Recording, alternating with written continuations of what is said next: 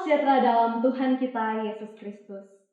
Kita bersyukur dan kagum akan Tuhan, akan setiap penyertaannya, di mana di hari ketiga ini kita masih diperkenankan Tuhan dalam kegiatan Camp Regional Mahasiswa Sulawesi Utara tahun 2020. Saudara-saudaraku, mari saat ini kita arahkan pikiran kita fokuskan hati kita untuk menyembah Tuhan Allah kita. Dan mari kita datang kepadanya dalam sikap saat teduh. Kita memohon pertolongan Roh Kudus untuk mampukan kita berkomunikasi dengannya.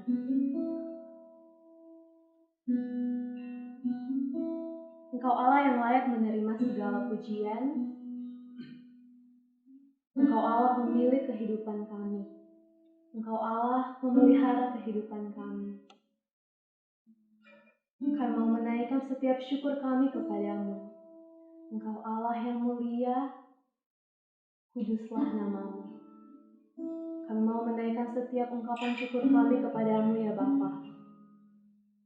Terima kasih untuk kesempatan di hari ini, itu semua karena anugerah-Mu. Kami boleh mengikuti kegiatan ini itu karena kasih-Mu. Mari sama-sama kita angkat pujian. Terima kasih Yesus.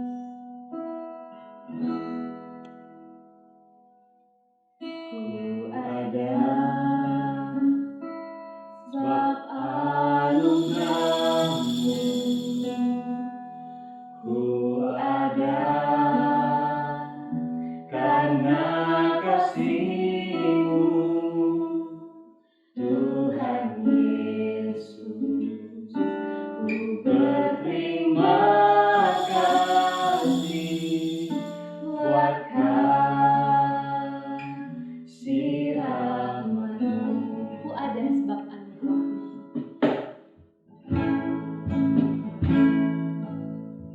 Ku ada sebab anugerah-Mu. Ku ada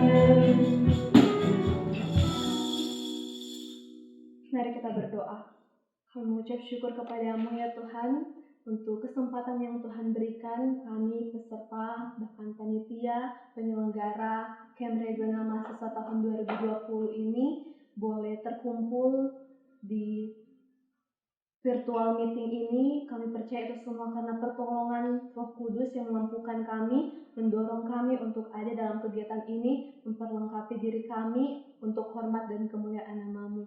Saat ini kami akan memulaikan eksposisi 3 kami, biarlah Engkau yang tetap terus menuntun kami dalam peribadatan ini, dan nama-Mu yang dipuji dan dimuliakan. Terima kasih Tuhan, keberlangsungan kegiatan kami di hari ini kami yang serahkan ke dalam tangan Tuhan yang penuh kasih.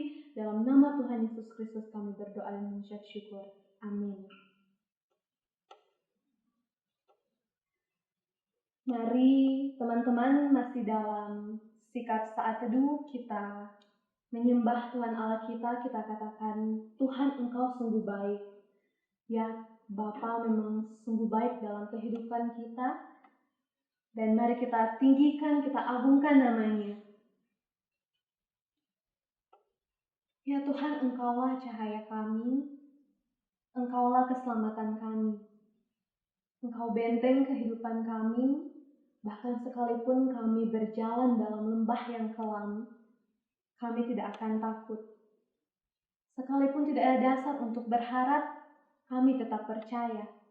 Dan hanya satu yang kami minta ya Tuhan, hanya inilah yang kami ingini. Kami mau diam di rumah-Mu seumur hidup kami untuk merasakan kebaikan Tuhan di sepanjang waktu. Kita nyanyikan bersama, Yesus Kau sungguh baik.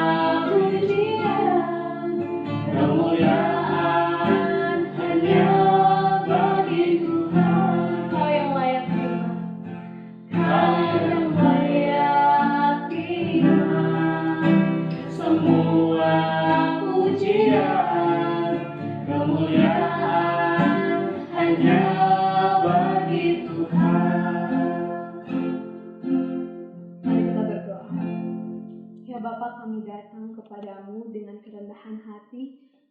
Kami mau mengakukan setiap kesalahan dan dosa yang telah kami lakukan yang menyakiti hatimu, menyakiti sesama kami.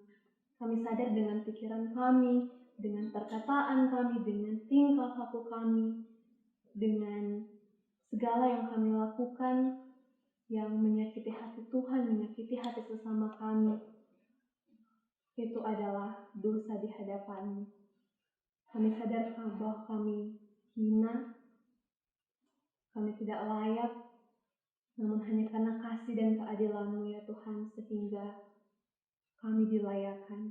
Karena pengorbanan-Mu di atas kayu salib yang menyelamatkan kami, yang menebus kami dari dosa-dosa kami. Kami mengucap syukur ya Tuhan, karena kasih-Mu kami dipandang berharga. Karena kasih-Mu menyelamatkan kami dari hukuman kekal, dan kami boleh menikmati Engkau dalam kekekalan. Terima kasih ya Tuhan. Inilah yang menjadi doa kami, menjadi ungkapan syukur kami. Dalam nama Tuhan Yesus Kristus kami berdoa. Amin. Dalam Mazmur 25 ayat 6-7 versi DIMK tertulis, "Ingatlah kebaikan dan kasih-Mu ya Tuhan, yang Kau tunjukkan sejak semula. Ampunilah dosa dan kesalahan masa mudaku, ingatlah aku sesuai dengan kasih dan kebaikan-Mu." Kita nyanyi bersama-sama, "Ku sungguh berharga."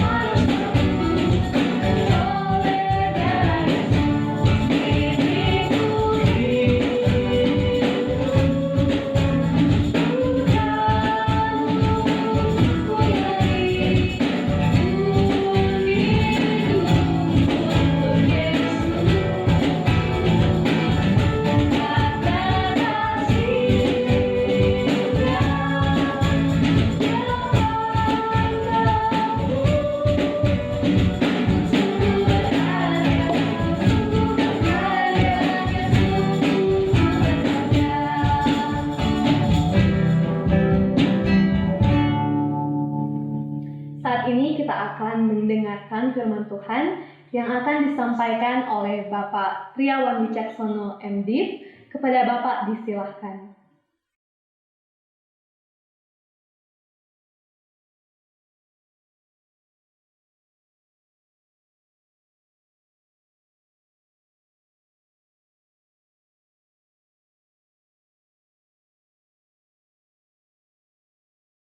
Untuk kebaktian minggu di dalam KRM Sulawesi Utara ini, Perkantas Sulawesi Utara. Nah, izinkan saya untuk berbagi slide ya. Saya membagi slide ya. Semoga sudah kelihatan ya.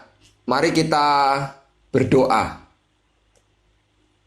Tuhan, terima kasih untuk saat ini kami boleh kembali melanjutkan acara KRM Perkantas Sulawesi Utara pada tahun ini ya Tuhan. Kami bersyukur kami sudah boleh sampai kepada eksposisi yang ketiga dari tokoh Nehemia. Kami mohon anugerah Tuhan yang boleh menyucikan kami, melayakkan kami, dan kiranya Tuhan yang mengampuni segala dosa-dosa dan pelanggaran kami. Dan kiranya Tuhan juga yang berkenan untuk menolong kami melalui Roh Kudus-Mu, supaya kami boleh memahami setiap bagian firman ini dan supaya kami boleh melakukannya di dalam kehidupan kami. Khususnya hamba-Mu berdoa supaya setiap firman yang sudah kami pelajari dari eksposisi pertama, kedua, ketiga maupun juga sesi-sesi yang lain boleh semakin memperkuat akan panggilan kami untuk menjadi murid yang memuridkan, di kampus kami, di fakultas kami, di PMK kami, dan supaya akhirnya boleh terjadi pelipat gandaan yang semakin kuat ya Tuhan. Terima kasih, kami serahkan waktu-waktu kami ke depan, pimpinlah dan sertailah kami. Dalam nama Tuhan Yesus, amin. Ya, shalom. Senang kita bisa berjumpa lagi teman-teman di dalam ibadah minggu KRM ini, di mana kita akan belajar eksposisi yang ketiga yang temanya adalah pemimpin yang bertekun, ya. Diambil dari Nehemia pasal 3 sampai yang kelima, ya. Jadi kemarin yang Nehemia yang pertama, eksposisi pertama itu pemimpin yang berlutut, lalu eksposisi yang kedua pemimpin yang bekerja. Nah, sekarang ini pemimpin yang bertekun, ya. Dari pasal 3 sampai pasal 5, ya. Nah, jadi teman-teman, outline dari pasal 3 ini ya, eksposisi 3 ini ya, di pasal 3 itu menceritakan tentang para peserta pembangunan tembok Yerusalem, ya. Di situ kita lihat ada imam besar, ada imam, ya. Ada tukang emas, ada juru campur rempah-rempah, ada penguasa setengah wilayah Yerusalem, ya. Ada banyak penguasa yang disebut kalau teman-teman baca pasal 3. Ada juga orang-orang Lewi, ya.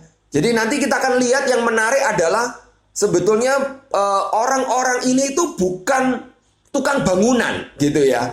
Jadi mereka itu kerjaannya tiap hari itu bukan membuat bangunan atau membuat tembok, begitu kan ya.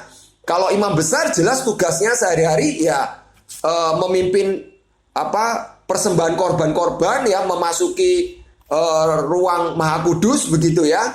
Nah, cuma memang tentunya kan karena bait suci sudah tidak ada pada waktu itu, mereka mungkin juga sudah lama gitu ya tidak mengerjakan pekerjaan-pekerjaan itu, ya, termasuk para imamnya, ya. Karena kita tahu ya, bait suci dengan tembok Yerusalem itu sudah dihancurkan kira-kira 141 tahun sebelum kemudian Nehemia datang kembali ke Yerusalem dan membangun kembali tembok itu, ya. Dan itu diawali oleh Ezra yang datang terlebih dulu membangun bait suci, ya.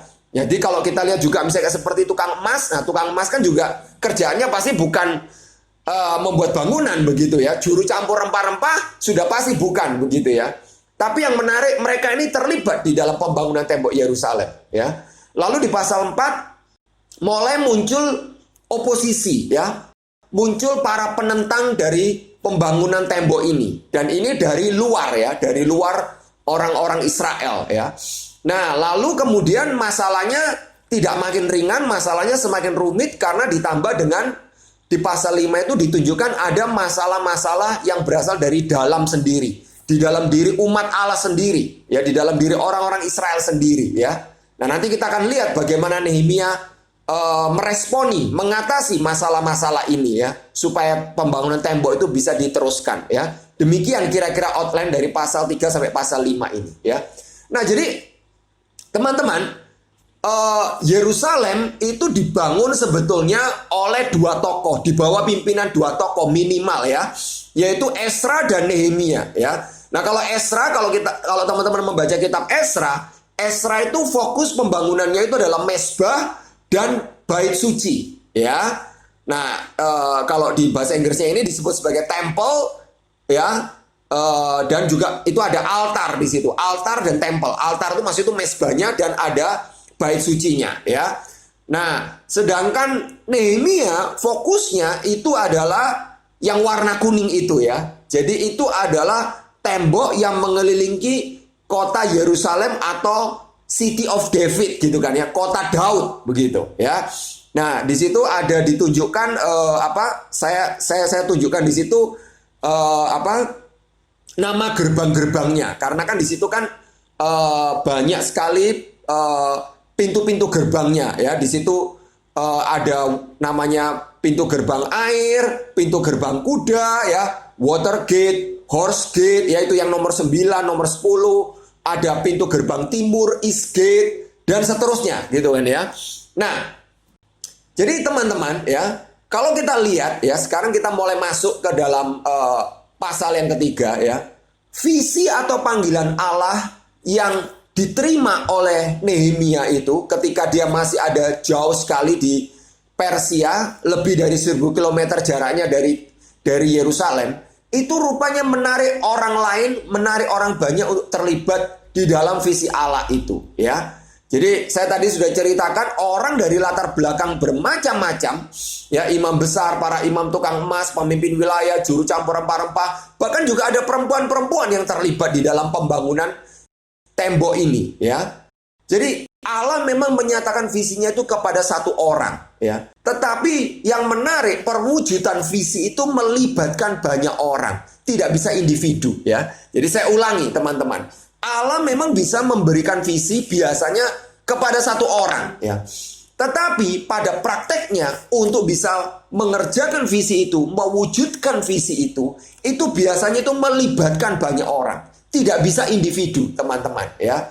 Jadi visi Nehemia itu akhirnya menjadi visi bersama, ya. Sama seperti kalau misalnya kita juga ingat para pendiri Perkantas, ya. Ada Pak Jonathan Parapak, ada Pak Sun Siregar, ya, ada Pak Jimmy Kuswadi, ya. Jadi para pendiri Perkantas itu visinya adalah waktu itu adalah Bible study. Bagaimana ada kelompok-kelompok mahasiswa yang belajar firman, ya. Dan kalau sekarang kita menangkap visi itu, saya sebagai staf Perkantas, saya menjadi staf sejak tahun 97, ya. Ada Kak Ois, ya, ada Kak Theo, ya. Terus sekarang yang baru ada Kak Lisa, ada Calvin, ya, ada Kak Cendro, ya, macam ada banyak kayak gitu, ya. Ada Kak Amel, ada Pak Puji, ya. Kita semua sama-sama menangkap visi ini dan kita mau memberikan hidup kita untuk mengerjakan visi itu, ya. Termasuk saya percaya juga teman-teman ada yang mau jadi pengurus, ada yang mau jadi pemimpin kelompok kecil dan seterusnya, ya. Jadi ini pada akhirnya visi dari satu orang ini melibatkan atau menarik banyak orang untuk terlibat di dalam penggenapan visi itu. Visi Nehemia akhirnya menjadi visi bersama, visi banyak orang, ya. Seperti juga misalnya visinya Tuhan Yesus akhirnya ditangkap oleh rasul-rasul menjadi visi para rasul, sehingga ketika Tuhan Yesus sudah naik ke surga, maka para rasul yang terus mengerjakan amanat agung itu, menjadikan segala bangsa murid yang kemudian juga sekarang kita teruskan, teman-teman, ya. Jadi yang menarik, teman-teman, ya, pembangunan tembok Yerusalem ini kan sebetulnya pekerjaan yang berat, ya. Pekerjaan yang berat, pekerjaan kasar, ya, teman-teman, ya, bukan pekerjaan kantoran yang tidak ada debu, ya, pekerjaan di belakang meja, ya. Tetapi rakyat yang menarik, ya, termasuk pemimpin-pemimpin wilayah. Jadi pada waktu itu ada begitu banyak pemimpin-pemimpin wilayah pada waktu itu, dan para imam, termasuk imam besarnya, itu mereka mau turun tangan, ya. Yang menarik adalah mereka itu tidak ngebos, ya. Mereka mau memberi diri, mau berjerih payah, ya. Jadi dalam konteks kita pelayanan mahasiswa di Sulawesi Utara, termasuk di Indonesia, pelayanan ini bukan hanya milik board atau milik staff atau milik saya, begitu misalnya sebagai pimpinan di Jakarta, ya. Tetapi ini adalah milik kita bersama, ya. Jadi yang menarik, orang-orang yang terlibat dalam pembangunan tembok ini tidak ngebos, sekali lagi, ya. Tidak merasa saya kan penguasa wilayah, kamu aja yang angkat batu, ya, atau kamu yang ini, atau kamu yang melakukan yang berat. Enggak. Semuanya mau memberi diri, semuanya mau berjerih payah, ya. Jadi pelayanan ini, pelayanan yang kita kerjakan seperti pembangunan tembok itu, visi pelayanan mahasiswa, termasuk juga pelayanan siswa, mahasiswa dan siswa, alumni, gitu, ya. Pelayanan ini tuh milik kita, dari yang paling muda sampai yang sudah tidak muda lagi, ya. Jadi tidak boleh ada yang ngebos yang hanya maunya memberi perintah. Misalnya gini, saya maunya jadi ketua PMK, ya. Kalau saya nggak jadi ketua PMK, saya nggak mau pelayanan. Atau misalnya, kalau staf Perkantas misalnya, saya maunya jadi pimpinan cabang, seperti Kak Ois, ya. Kalau saya nggak jadi pimpinan cabang, maka saya tidak mau pelayanan. Ya, kan nggak bisa seperti itu, ya. Jadi, tidak boleh ngebos, ya, yang hanya cuma bisa memberi perintah. Semua harus rela memberi diri dan berjerih payah, ya. Kalau kita mau supaya visi pelayanan mahasiswa, visi pelayanan Perkantas itu bisa terwujud, ya, semakin kuat di kampus di Sulawesi Utara dan juga di Gorontalo misalnya, begitu, ya. Nah, jadi tiap orang, ya, yang saya mau garis bawahi pada saat ini adalah tiap orang tuh punya kontribusi yang penting. Jangan merasa kontribusi saya tidak penting karena saya tidak menjadi pimpinan, tidak menjadi bos, tidak menjadi ketua, tidak ya. Jadi karena kalau ada yang merasa kontribusi saya tidak penting, saya cuma anggota kelompok kecil, atau saya cuma calon pemimpin kelompok kecil, atau saya cuma pengurus biasa, saya bukan ketua, ini akan melemahkan pelayanan kita ya. Teman-teman, saya kasih gambar di situ orang yang lagi menaruh bata ya. Bata-bata disusun untuk membangun satu tembok ya. Coba teman-teman bayangkan, kalau ada satu bata yang diambil atau satu bata yang menolak untuk ditaruh di situ ya, maka tembok itu walaupun sudah selesai akan bolong, akan ada lubang ya. Jadi kita ini seperti bata-bata itu ya. Setiap bata itu memang harus ditaruh pada tempatnya dan kontribusinya itu sangat penting. Karena kalau ada satu yang hilang begitu ya, lubang, biasanya lubangnya itu akan makin lama makin besar dan lama-lama temboknya bisa ambruk ya, bisa rusak teman-teman ya. Jadi tiap orang punya kontribusi yang penting. Entah kamu masih muda, entah posisi jabatanmu bukan ketua misalnya gitu ya, tetapi tetap penting ya. Nah, apalagi kalau kita berbicara tentang pemuritan, discipleship ya, discipleship dengan leadership ya. Jangan merasa ada yang punya peran tidak penting bila dihubungkan dengan pemuritan dalam kelompok kecil. Misalnya, saya kan cuma mimpin kelompok kecil. Saya cuma mimpin 3-4 orang mahasiswa. Itu nggak terlalu penting lah. Misalnya seperti itu. Tidak teman-teman ya. Jadi, menjadi pemimpin kelompok kecil itu sangat-sangat signifikan teman-teman. Ya. Kenapa? Ya. Karena apa? Memimpin kelompok kecil itu artinya mempersiapkan pekerja-pekerja yang akan terus mengerjakan pemuritan di dunia alumni bahkan di masyarakat ya. Dan mengerjakan pemuritan itu juga sangat penting karena apa? Karena dari pemuritanlah akan lahir pemimpin-pemimpin baru ya. Jadi pemuritan dengan kepemimpinan itu menyatu teman-teman ya. Pemuritan itu adalah dasar sebetulnya, ini ya, dasar dari kepemimpinan ya.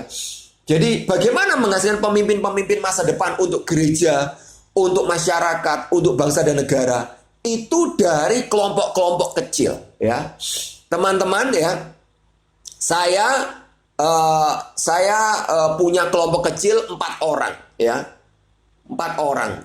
Saya memimpin mereka itu dari mereka siswa sampai kemudian mereka jadi mahasiswa ya. Nah, sekarang teman-teman, sekarang yang 3 orang itu, yang 2 orang sudah doktor, ya. Yang 1 orang, ya, yang 1 orang itu sedang dalam proses menyelesaikan doktornya. Yang 1 orang lagi sudah master, udah jadi dosen dan akan ngambil doktor juga, ya. Bayangkan teman-teman, dan mereka masing-masing punya peran yang luar biasa di kampus mereka, di institusi di mana mereka bekerja. Padahal dulu itu mereka cuma siswa. Saya memimpin mereka ketika mereka masih SMA. Dan kalian tahu teman-teman ya, kalian mungkin merasakan ya, mimpin kelompok kecil waktu itu SMA, pulang sekolah ya, salah satu tantangannya, ini saya ceritakan kepada teman-teman ya, mimpin kelompok kecil SMA ya, tantangannya adalah apa? Ketika mereka pulang dari sekolah, terus kita masuk ke ruangan begitu kan ya, ruangan untuk kelompok kecil, kita PA. Salah satu yang membuat saya tertekan itu apa? Bau teman-teman. Bau apa? Yang pertama bau keringat mereka. Yang kedua bau kaki mereka. Karena kan seharian mereka pakai kaos kaki, pakai sepatu, bau kayak gitu. Saya nggak tahu juga gitu ya. Itu salah satu tantangan ya. Itu kalau kita berpikir dulu waktu mereka masih kecil-kecil ketika saya jadi staf perkantas dulu ya. Di kota Salatiga sebelum saya pindah ke Jakarta. Tapi sekarang itu tadi, 2 orang sudah doktor, 1 orang hampir menyelesaikan doktornya, 1 orang sudah master, sudah jadi dosen dan akan mengambil studi S3 juga. Siapa yang menyangka mereka akan menjadi orang-orang yang penting, orang-orang yang terus mengerjakan pelayanan ya di kampus dan di institusi di mana mereka bekerja ya. Jadi jangan pernah berpikir kontribusimu tidak penting. Saya juga kalau saya boleh cerita ya, jadi ada beberapa adik kelompok kecil saya yang akhirnya juga jadi staf perkantas ya. Ada beberapa adik kelompok kecil saya jadi eh, alumni, ya, tidak jadi staff, ya. Tetapi apa? Tetap mengerjakan pemuritan walaupun dia sudah jadi alumni, ya. Ada juga beberapa yang jadi pendeta, ya, terus mengerjakan pelayanan di gereja mereka dan mereka terus mengerjakan pemuritan. Saya juga ada adik kelompok kecil saya juga jadi dosen di STT, ya. Ini luar biasa teman-teman. Padahal dulu ketika pertama kali kita mimpin saya kelompok kecil dengan mereka tuh bukan siapa-siapa, gitu kan ya. Nah, jadi jangan pernah meremehkan kelompok kecil dan jangan pernah meremehkan semua AKK yang sekarang nampaknya bukan siapa-siapa, ya. Nah, jadi mari kita lanjutkan sekarang. Lalu kemudian muncul oposisi dari luar, ya. Jadi muncul oposisi dari luar. Siapa? Ya itu ya, Sanbalat, ya. Ketika di pasal 4 ayat 1 Sanbalat mendengar bahwa kami sedang membangun kembali tembok, bangkitlah amarahnya. Ia menjadi sakit hati. Dia mengolok-olok orang Yahudi, ya. Dan dikatakan, apa gerangan yang dilakukan orang-orang Yahudi yang lemah ini? Nah itu ya. Jadi diolok-olok, dianggap lemah, ya. Kan mereka sudah tembok itu kan sudah 141 tahun, ya. Jadi ya memang wajar kalau mereka dibilang lemah. Gimana 141 tahun tidak ada yang membangun kembali, berarti kan lemah. Begitu ya. Lalu bukan cuma Sanbalat, muncul tokoh yang lain yang sebenarnya sudah muncul di pasal yang kedua, yaitu apa? Tobia, orang Amon, ya. Jadi Tobia juga mengatakan ya kalimat-kalimat yang sangat-sangat bisa mendiscourage, bisa melemahkan motivasi orang-orang yang lagi membangun tembok itu, ya. Dikatakan begini, sekalipun mereka membangun kembali, kalau seekor anjing hutan meloncat dan menyentuhnya, robohlah tembok batu mereka. Artinya apa? Artinya dia itu menghina, ya. Kamu mau membangun, paling kena sentuh kakinya anjing hutan sedikit aja sudah roboh. Artinya apa? Pasti kualitasnya nggak bagus. Kamu bisa bangun kembali, tapi pasti gampang roboh, ya. Pasti gampang dihancurkan.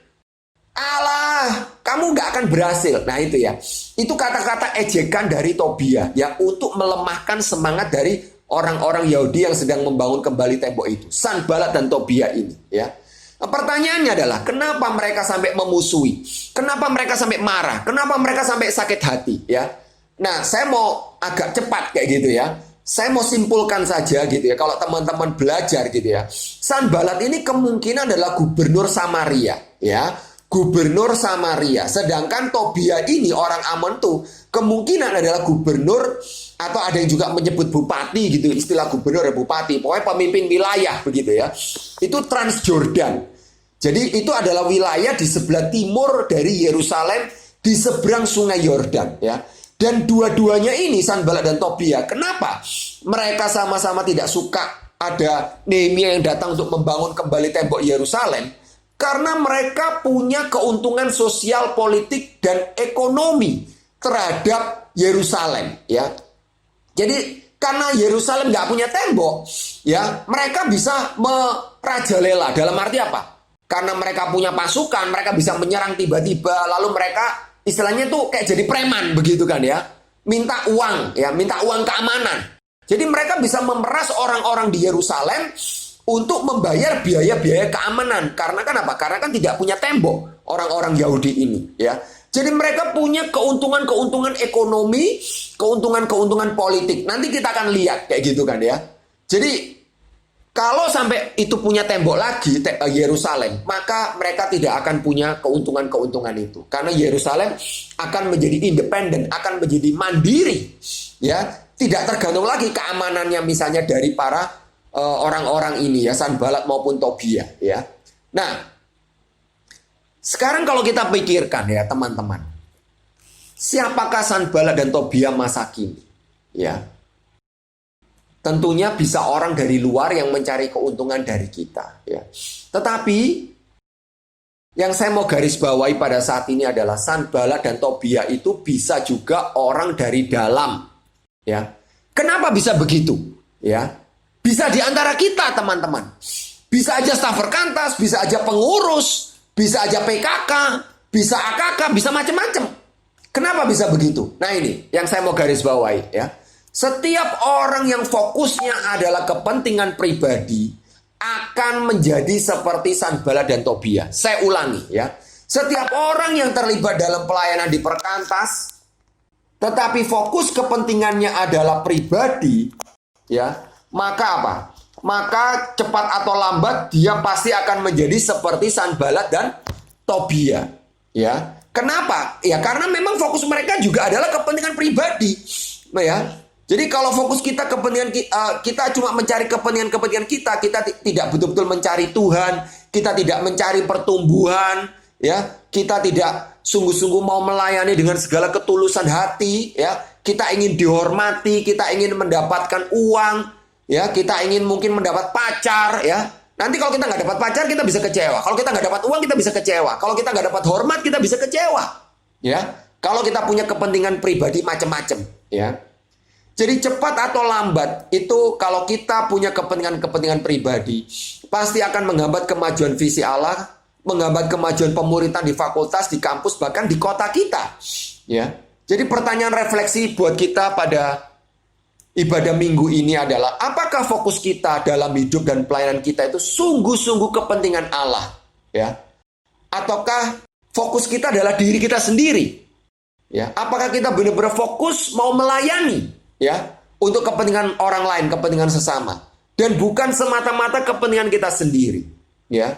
Kalau ada yang seperti itu, teman-teman, kita perlu mengkoreksi diri, ya. Bahkan kita perlu bertobat. Kita perlu minta ampun kepada Tuhan, ya, supaya Tuhan yang memurnikan motivasi-motivasi kita agar kita tidak menjadi musuh dalam selimut, tidak menjadi seperti Sanbalat dan Tobia di dalam tubuh pelayanan kita, ya.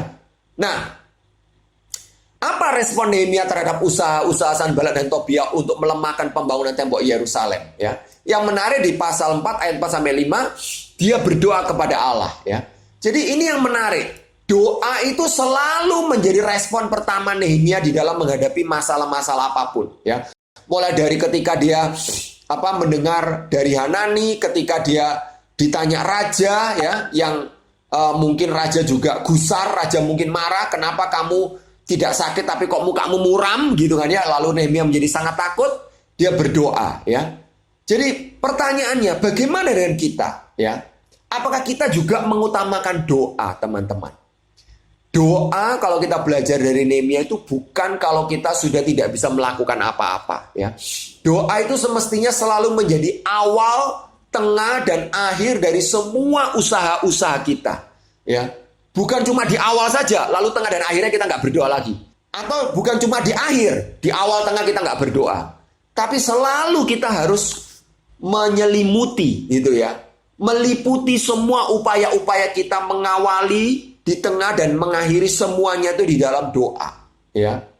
Dan yang berikutnya, respon yang kedua selain doa, Nehemia itu tidak membalas ejekan dari Sanbalat dan Tobia, tetapi tetap fokus membangun, ya, fokus membangun, ya. Kalau kita membalas ejekan dengan ejekan, kita akan masuk dalam perangkap, ya. Kalau kita masukkan ejekan mereka dalam hati kita jadi tersinggung, kita jadi kepikiran, itu hanya akan membuang-buang waktu kita. Ya, ngapain ejekan-ejekan seperti itu kita pikir-pikirkan, membuat kita jadi nggak bisa tidur misalnya, ya. Jadi teman-teman, ya.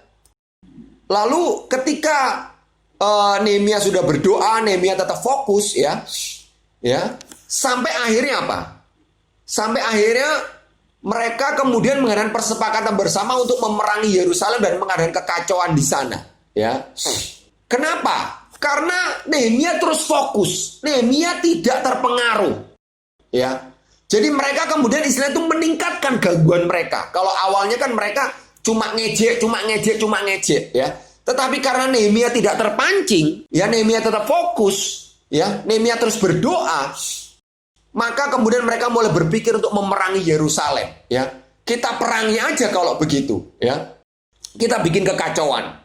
Tetapi apa kata Nehemia di ayat yang pasal 4 ayat 9? Kami berdoa. Nah ini ya, lagi-lagi dia berdoa kepada Allah dan mengadakan penjagaan. Yang menarik ini ya, berdoa dan berusaha. Dia memang berdoa, tapi dia juga mulai melakukan penjagaan kepada Sanbalat dan Tobia siang dan malam karena sikap mereka, ya. Dan ayat 13 juga dikatakan, maka aku tempatkan rakyat menurut kaum keluarganya, ya. Supaya apa? Mereka bisa saling melindungi keluarganya masing-masing, begitu kan ya. Saling tolong menolong ya. Khususnya di tempat-tempat yang dikatakan yang terbuka, yang rendah, yang musuh gampang sekali masuk untuk melakukan penyerangan, teman-teman ya. Nah, dan kemudian Nehemia juga mengingatkan umat untuk terus tidak takut dan terus fokus kepada Allah. Di ayat 14 dikatakan, jangan kamu takut terhadap mereka, ingatlah kepada Tuhan yang maha besar dan dahsyat, dan berperanglah untuk saudara-saudaramu, untuk anak-anak lelaki, anak-anak perempuan, untuk istrimu dan rumahmu. Ya, jadi ini sangat penting teman-teman. Kenapa Nehemia mengingatkan hal ini untuk tidak takut, untuk terus fokus kepada Allah, supaya umat boleh terus menyadari ada Allah yang menyertai mereka dan akan selalu menolong mereka. Ya, jadi Nehemia mau terus mengingatkan kamu tidak sendirian, kamu disertai Allah. Tangan murah Allah itu bukan cuma menyertai aku waktu ketemu Raja Artasasta. Bukan tangan murah Allah bukan cuma ngasih surat-surat untuk bisa dapat kayu, ya. Tapi tangan murah Allah juga akan terus menyertai kalian, ya, kita semua sampai tembok ini selesai. Itu yang diingatkan oleh Nehemia. Kamu tidak berjuang sendiri, teman-teman, ya. Jadi itu yang mau diingatkan. Pertanyaan refleksi buat kita pada hari Minggu ini adalah, apa ada yang pernah merasa berjuang sendiri? Ya, merasa tidak ada yang mendukung, merasa tidak ada yang mengerti, ya, merasa sendiri, ya. Dan apa ada yang merasa kurang dimengerti, ya, tadi ya, kurang disupport oleh rekan-rekan pelayanan, ya. Ingat teman-teman, ya, kalian tidak sendiri. Karena Allah menyertai kita lebih daripada yang kita bisa sadari. Kalau kalian tanya kepada saya, teman-teman, Kak Triawan jadi staf sejak tahun berapa? Tadi saya sudah bilang ya, kalau nggak salah, dari tahun 97 ya. Kalau kalian tanya lagi kepada saya, pernah nggak Kak Triawan merasa berjuang sendiri? Oh pernah. Ya, pernah nggak dimengerti oleh teman-teman, oleh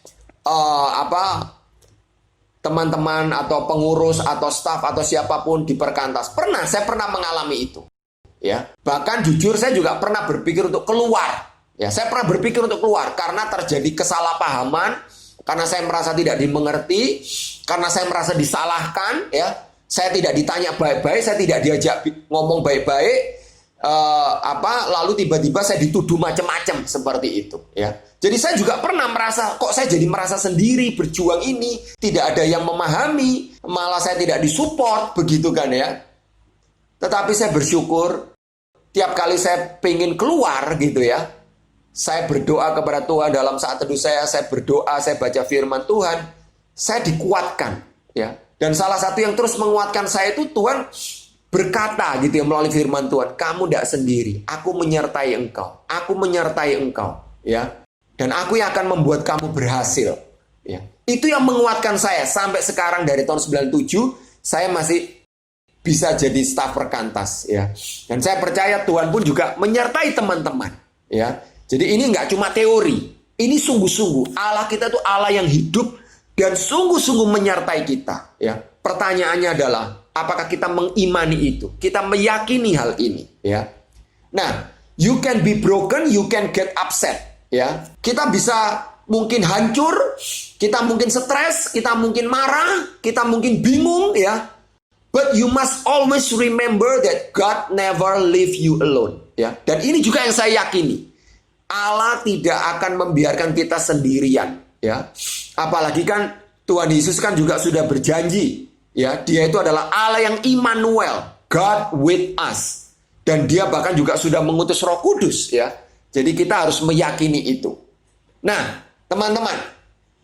Jadi ketika mereka berdoa, ketika Sanballat dan Tobia mau menyerang, melakukan penyerangan, melakukan kekacauan, Allah menjawab doa mereka. Ya, Allah menjawab doa mereka. Ayat 15, ketika didengar musuh kami bahwa rencana mereka sudah kami ketahui bahwa Allah telah menggagalkannya, maka dapatlah kami semua kembali ke tembok masing-masing ke pekerjaan, ya. Jadi mereka akhirnya bisa meneruskan pekerjaannya.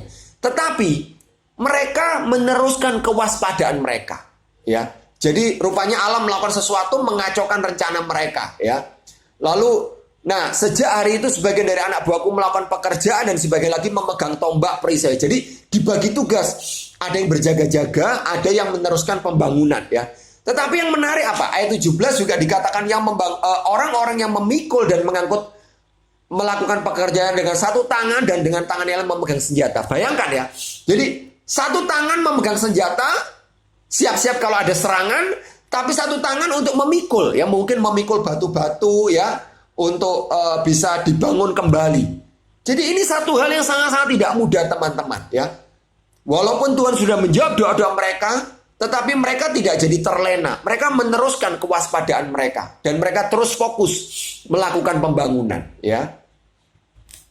Dan mereka terus bekerja, mereka terus waspada. Ya, dikatakan demikianlah aku sendiri, saudara-saudara, anak buahku, para penjaga yang ikut tahu, kami semua tidak sempat, perhatikan ya, kami semua tidak sempat menanggalkan pakaian kami. Setiap orang memegang senjata dengan tangan kanan. Bayangkan ya, sampai dikatakan tidak sempat menanggalkan pakaian kami. Ya, karena mereka terus berjaga-jaga. Bahkan kalau tidur pun kan sampai gantian gitu kan ya, supaya jangan sampai ada tiba-tiba orang yang menyerang gitu ya.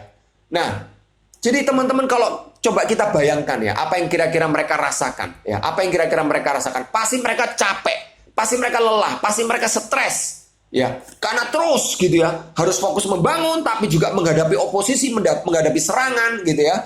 Tapi inilah yang namanya mental yang tidak mudah menyerah ya. Orang yang mengerjakan panggilan Allah akan mendapat kekuatan dari Allah untuk tidak mudah menyerah, untuk terus berjuang hingga visi Allah itu menjadi kenyataan ya. Jadi pertanyaannya bagi kita semua, apakah di antara kita yang ada yang mudah menyerah?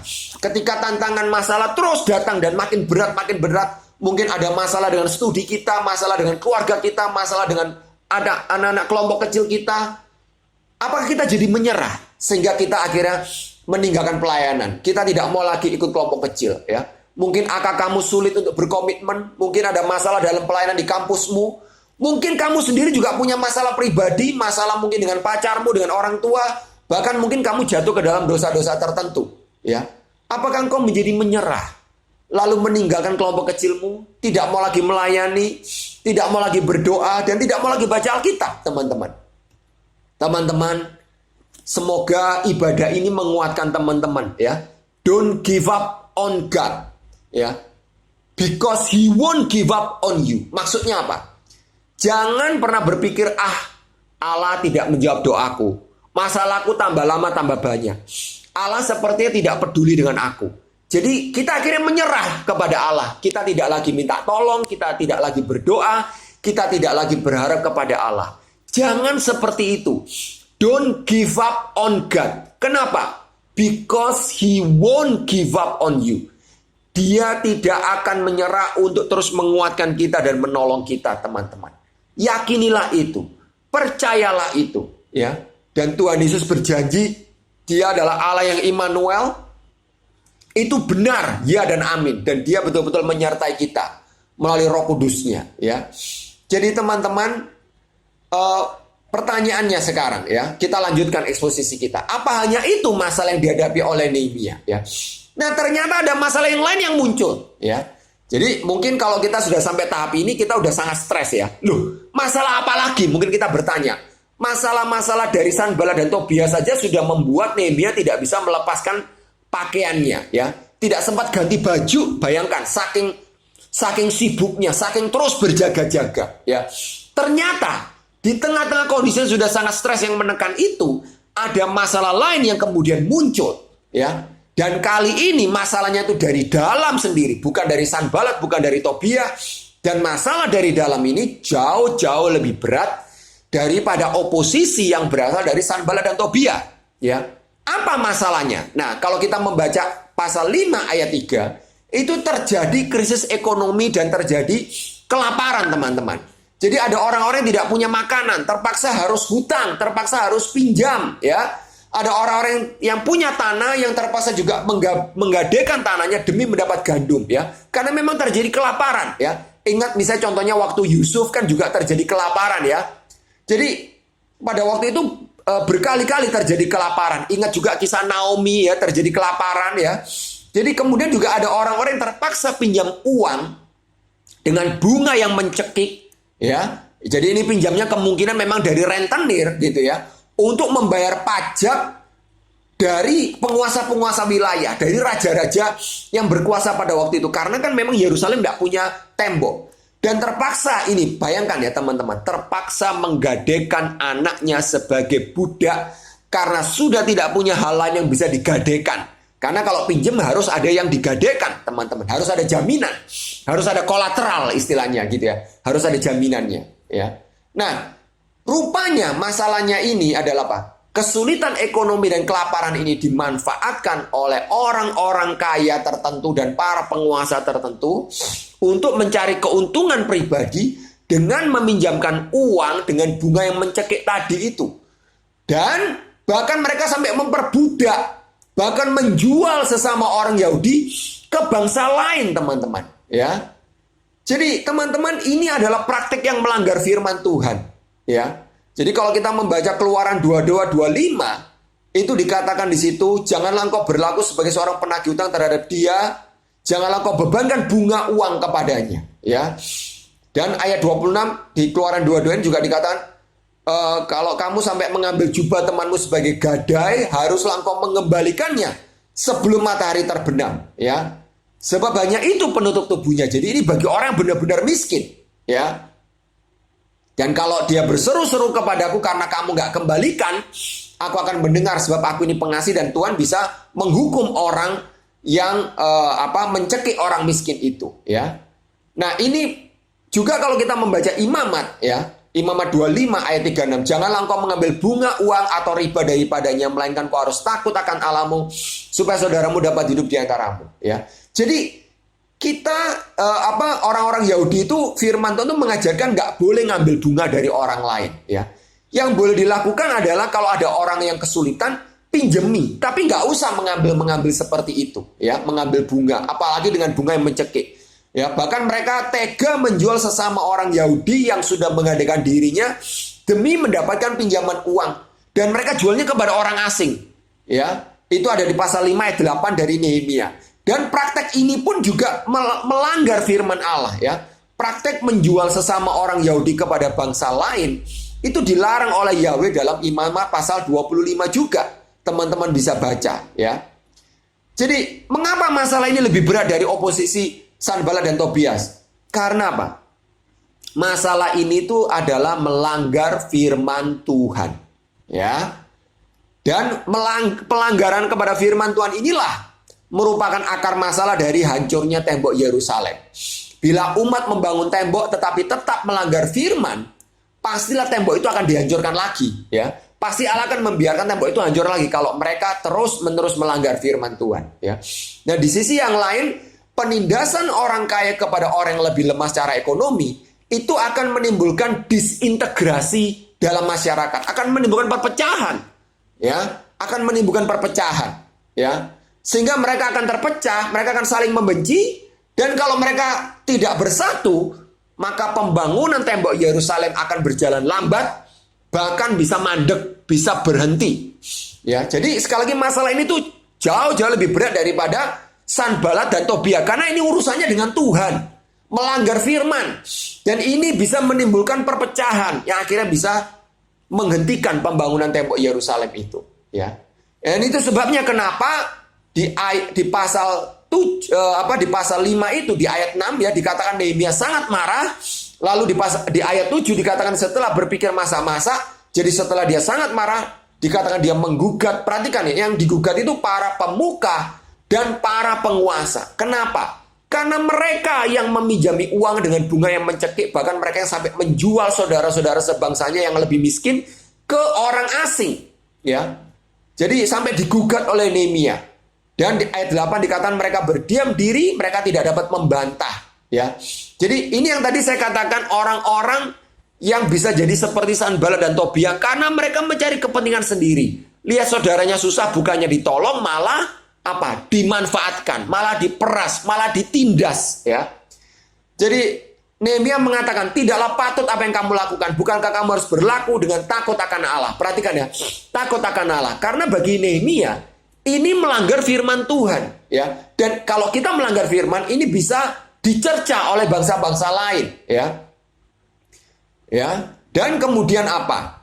Makanya kemudian dia mengatakan apa? Ayat 11. Biarlah kamu kembalikan kepada mereka hari ini juga ladang mereka, kebun anggur, kebun zaitun, rumah. Hapuskanlah hutang mereka yaitu uang, gandum, anggur, minyak yang kamu tagih daripada mereka. Hapuskan itu semua ya. Jadi ini biasanya ini tuh terjadi pada tahun Yobel atau pada tahun yang ketujuh gitu. Tetapi Nehemia mengatakan harusnya seperti itu ya, harus dihapuskan karena kamu sudah melanggar firman Tuhan. Pertanyaannya, apa respon para penguasa dan orang-orang kaya itu ya? Ayat 12 menarik, dikatakan itu akan kami kembalikan dan kami tidak akan menuntut apa-apa dari mereka. Kami akan lakukan tepat seperti yang kau perintahkan ya. Jadi akhirnya mereka semua mau taat kepada Nehemia, mau mendengarkan kata-kata Nehemia. Tetapi pertanyaannya adalah, kenapa mereka semua bisa taat, bisa mendengarkan Nehemia? Teman-teman, karena apa yang Nehemia sampaikan adalah firman Allah, bukan pikiran-pikiran Nehemia sendiri. Ya. Alasan kedua, karena Nehemia sendiri tidak mencari untung untuk kepentingan pribadinya. Dia rela melepaskan apa yang menjadi haknya sebagai bupati selama 12 tahun. Dia tidak pernah mengambil hak yang menjadi haknya bupati, ya. Karena bupati itu berhak untuk menerima pajak. Bupati berhak mengambil pajak dari semua rakyat, tetapi dia tidak melakukan itu selama 12 tahun, bayangkan, ya. Jadi Nehemia rela melepaskan hak sebagai bupati. Ya, dikatakan aku dan saudara-saudaraku tidak pernah mengambil pembagian yang menjadi hak bupati di ayat 14. Ayat 15 dikatakan, tetapi para bupati yang sebelumnya yang mendahului aku sangat memberatkan beban rakyat. Ya. Tetapi di ayat 15 bagian terakhir, tetapi aku tidak berbuat demikian karena takut akan Allah. Ya. Jadi teman-teman, orang yang benar-benar memiliki visi itu tidak akan mencari keuntungan sendiri. Ya. Orang yang benar-benar memiliki visi juga bahkan siap melepaskan hak-haknya demi terwujudnya visi atau terwujudnya panggilan Allah itu. Dan alasannya cuma satu, karena takut akan Allah, ya. Karena kan Allah yang memberi visi itu, Allah yang memberikan panggilan, ya. Jadi dia tahu, dia bertanggung jawab bukan kepada manusia, tetapi kepada Allah, ya. Dan oleh sebab itu dia belajar tidak mencari keuntungan sendiri. Bahkan ketika dia punya hak, yang namanya hak kan kita harusnya boleh menuntut, boleh meminta, itu namanya hak.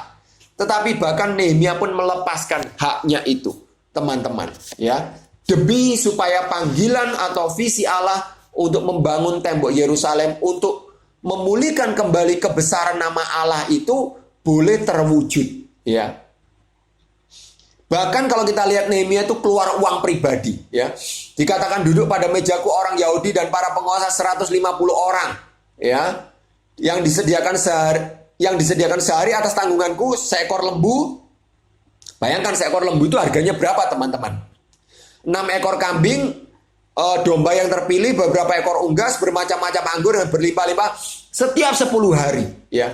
Jadi, yang namanya jadi bupati itu kan memang gimana ya? Punya tamu-tamu, punya orang-orang yang datang. Jadi kan dia harus menjamu tamu-tamunya itu, ya.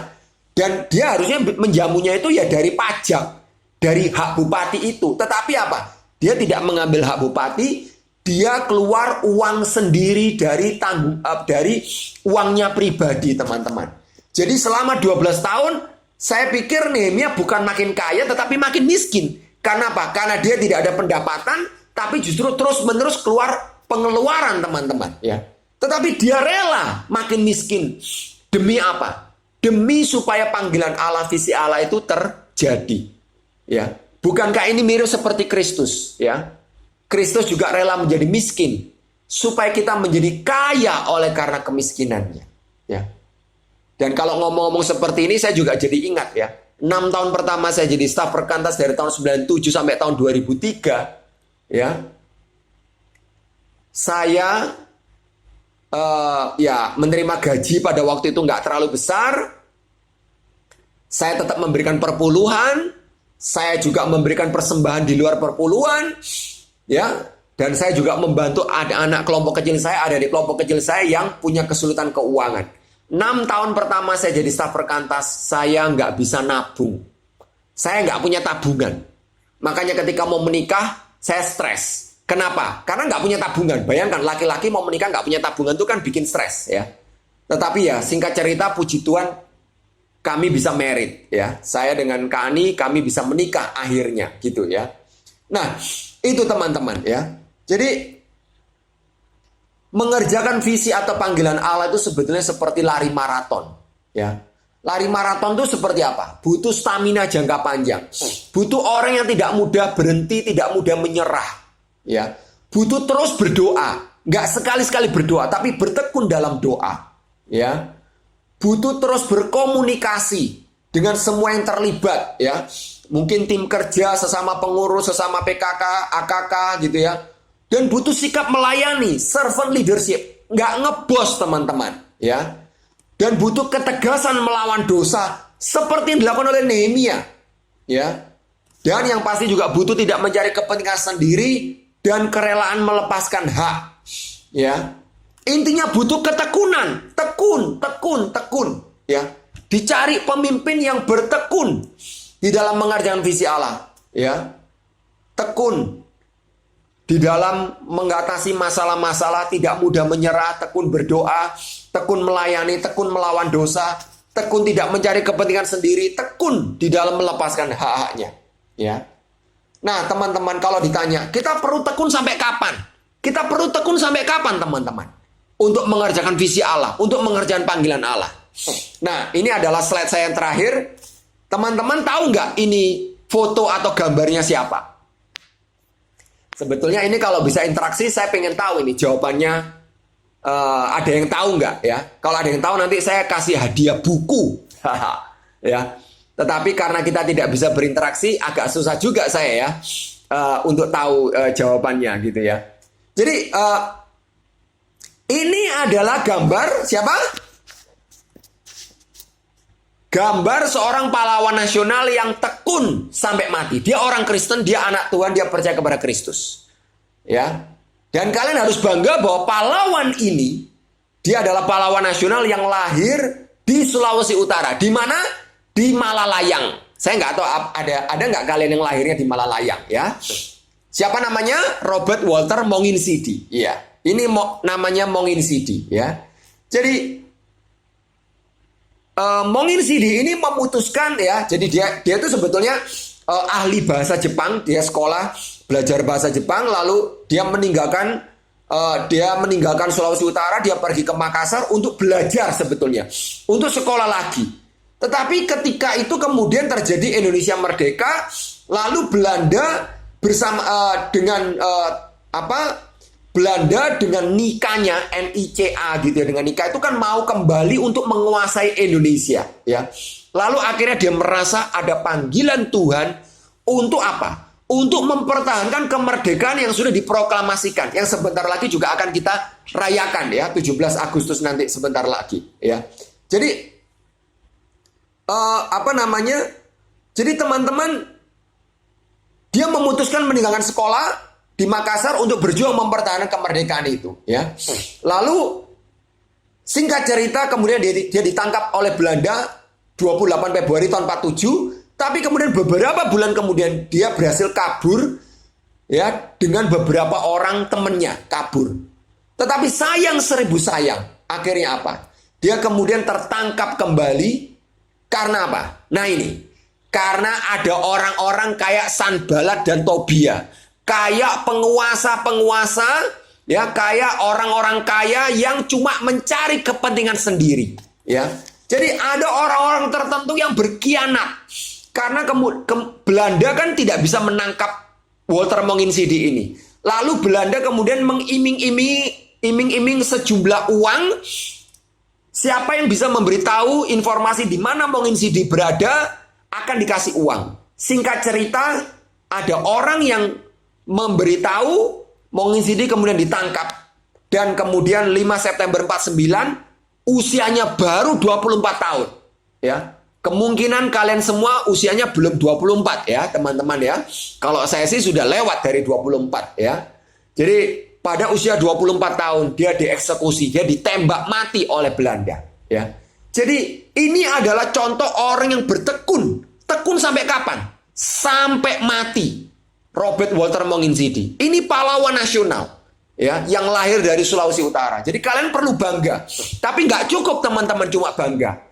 Kita semua perlu mengikuti teladannya. Apalagi dia adalah seorang anak Tuhan.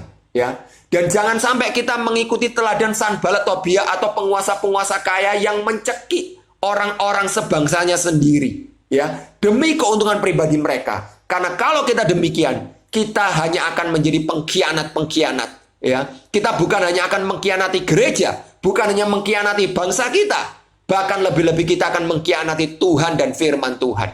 Semoga kita dijauhkan dari orang-orang seperti ini. Semoga kita tidak menjadi orang-orang seperti ini, tapi kita boleh menjadi seperti Robert Walter Monginsidi dan seperti Nehemia, ya. Kiranya Tuhan memberkati kita. Mari kita tutup di dalam doa, ya. Sekaligus nanti saya berdoa syafaat. Bapa yang ada dalam kerajaan sorga, terima kasih untuk firman-Mu. Kiranya Tuhan menolong kami, supaya kami tidak menjadi pengkhianat seperti orang yang mengkhianati Robert Walter Monginsidi, sehingga akhirnya dia ditangkap dan akhirnya dieksekusi mati. Biarlah kami juga tidak menjadi seperti Sanbalat dan Tobia. Dan biarlah kami juga tidak menjadi seperti penguasa-penguasa dan orang-orang kaya di Yerusalem yang ketika terjadi krisis, ketika terjadi kelaparan, bukannya membantu sesama yang miskin, yang lemah, yang tidak punya makanan, tidak punya uang, tapi justru meminjamkan uang dengan mencekik leher, bahkan dengan menjual sesama mereka menjadi budak demi untuk mendapatkan keuntungan-keuntungan pribadi. Tolonglah kami Tuhan, supaya kami tidak punya mental pengkhianat seperti itu. Tidak punya mental yang sangat egois yang hanya memikirkan kepentingan-kepentingan kami sendiri Tuhan. Jadikan kami seorang pemimpin yang bertekun untuk berdoa, untuk mencari panggilan Tuhan, mencari visi Tuhan, supaya kami boleh menjadi orang-orang yang akhirnya berguna bagi gereja, bagi masyarakat, bagi bangsa dan negara kami, bahkan bagi dunia. Supaya kami boleh mengerjakan misi yang utuh itu, misi integral. Kami boleh mengerjakan mandat budaya melalui profesi, melalui bidang keilmuan kami. Kan kami boleh terus mengerjakan pemberitaan Injil, pemuritan, karena itu adalah sesuai dengan amanat agung-Mu. Tolonglah kami Tuhan, berkati supaya pemuritan di kampus-kampus di Sulawesi Utara boleh semakin berkembang. Dan kalau ada yang macet, Tuhan tolong supaya bisa dibangun kembali ya Tuhan. Biarlah Tuhan munculkan orang-orang seperti Nehemia. Tuhan munculkan orang-orang seperti Robert Walter Monginsidi di fakultas-fakultas, di kampus-kampus di seluruh Sulawesi Utara Tuhan. Dan kiranya Kau juga memberkati bangsa dan negara kami yang sedang menghadapi pandemi yang sangat berat ini Tuhan. Tuhan kuatkan presiden kami, Tuhan kuatkan para gubernur, para menteri, dan semua orang-orang di DPR, MPR, dan juga orang-orang di BUMN, dan semuanya Tuhan, supaya juga termasuk para pemimpin di lembaga kesehatan, rumah sakit, dan orang-orang yang juga saat ini sedang bertanggung jawab untuk proses uji coba vaksin ya Tuhan. Supaya semuanya mengerjakan dengan hati yang takut akan Tuhan, yang tidak mencari keuntungan sendiri, dan tidak memanfaatkan kesusahan ini untuk mencari keuntungan-keuntungan pribadi ya Tuhan. Jauhkanlah dari mental-mental korupsi ya Tuhan. Dan berkati supaya kami semua bergandengan tangan, juga anak-anak-Mu, gereja-gereja-Mu bergandengan tangan untuk meringankan penderitaan sesama kami, entah dia Kristen ataupun bukan Kristen. Biarlah kami boleh menjadi berkat bagi sesama kami, supaya kami boleh menyatakan kasih Tuhan, dan supaya nanti akhirnya kami juga boleh memproklamasikan Injil-Mu ya Tuhan, sehingga semakin banyak orang boleh bertobat dan percaya kepada Kristus sebagai Tuhan dan Juru Selamat. Terima kasih ya Tuhan. Kami sangat bersyukur. Kami serahkan seluruh doa kami ke dalam tangan kasih-Mu. Dalam nama Tuhan Yesus. Amin. Diucapkan terima kasih kepada Bapak Triawan. Saat ini kita akan menutup eksposisi 3 kita di hari ini. Mari sama-sama kita nyanyikan lagu tema KRM Sulu tahun 2020, Bagi Kristus dan Bangsa.